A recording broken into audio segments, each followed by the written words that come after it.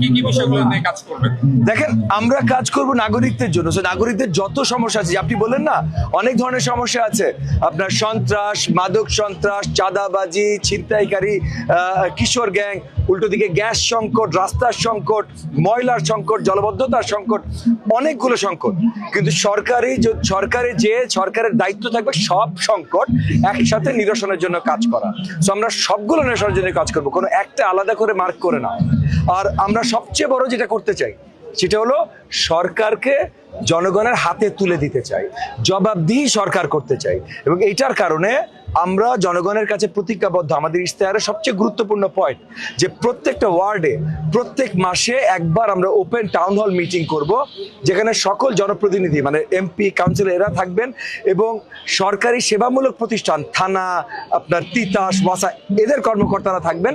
তাদের প্রত্যেক মাসে প্রত্যেক ওয়ার্ডে একবার জনগণ তাদেরকে সামনে রেখে তাদেরকে প্রশ্ন করতে পারে। আচ্ছা আচ্ছা আচ্ছা ভাই, এলাকার একটা মামলা চলতেছে বললো, আপনার নির্বাচিত হলে কি এই সমস্যার সমাধান করবেন?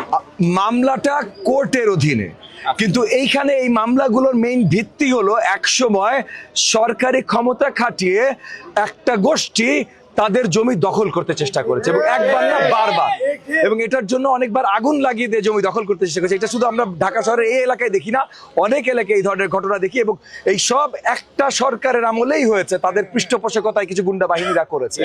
তো আমরা এলাকাবাসীকে গ্যারান্টি দিয়ে জানাচ্ছি যে আগামীতে যদি ধানের শীষের সরকার আসে, কোথাও, শুধু এই এলাকায় না, কোথাও এই জিনিসগুলো আর ঘটবে না ইনশাআল্লাহ।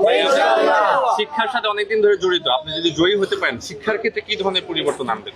দেখেন, আমাদের এটা লোকাল না, জাতীয় পর্যায়ে বলছি, জাতীয় পর্যায়ে আমাদের অনেক বড় আপনার প্ল্যানস আছে, আমূল পরিবর্তন আনা হয় পুরো শিক্ষা ক্ষেত্রে।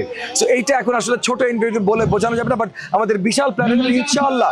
আমাদের প্ল্যানটা আমরা তৈরি করেছি এমন ভাবে যে 5 বছরের ভেতরে বাংলাদেশের শিক্ষা ব্যবস্থা যেন অ্যাকচুয়ালি আধুনিক শিক্ষা ব্যবস্থায় নিয়ে যেতে পারি।